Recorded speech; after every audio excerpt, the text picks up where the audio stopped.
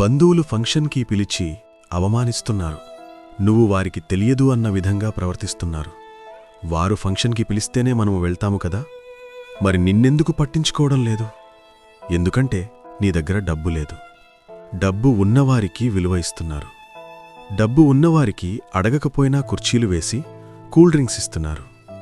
మరి మనకు కనీసం మంచినీళ్లు కూడా తాగమని అనడం లేదు. అంటే డబ్బు ఉంటేనే విలువ ఇస్తారా? వాళ్లు పిలిస్తేనే మనం వచ్చాము. మన ఇంటి వద్ద తినడానికి తిండి లేక వాళ్ల ఫంక్షన్కి రాలేదు మనం. డబ్బు ఉన్నవారే మీకు ప్రాధాన్యమైతే వారినే పిలుచుకోండి. మీ ఫంక్షన్కి పిలిచారు కాబట్టి మేము వచ్చాము.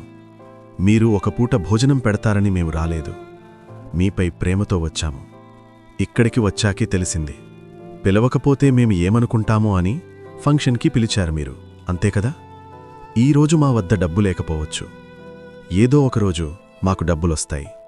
అప్పుడు మిమ్మల్ని మాకు చేసిన విధంగా మీకు చేస్తే ఎలా ఉంటుందో అప్పుడు మీకర్థమవుతుంది.